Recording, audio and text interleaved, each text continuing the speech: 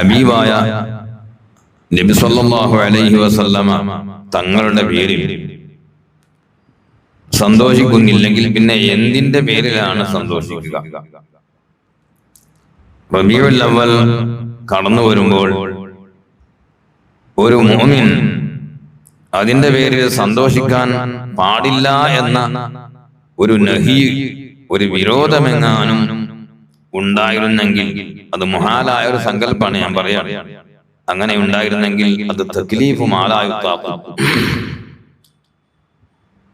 അംഗീകരിക്കാനും സ്വീകരിക്കാനും നടപ്പിലാക്കാനും സാധിക്കാത്ത മുഹാല് കൊണ്ട് ഉള്ള ഒരു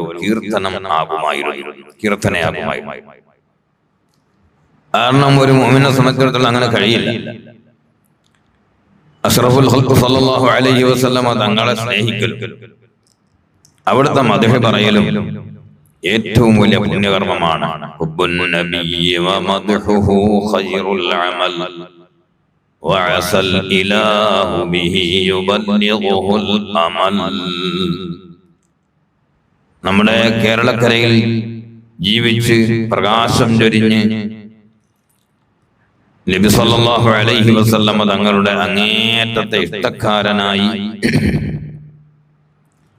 പരിശുദ്ധ റൗള ശരീഫിൽ ചെന്ന് അനുരാഗത്തിന്റെയും സ്നേഹത്തിന്റെയും മഹബത്തിന്റെയും ആഴക്കടലിൽ ഓളിയിട്ടിറങ്ങി ഖൽബിന്റെ അടിത്തട്ടിൽ നിന്ന് ഇളകി വന്ന ഒരു ഇഷ്കിന്റെ മഹബത്തിന്റെ സ്നേഹത്തിന്റെ പദ്യശകലങ്ങളുണ്ട്.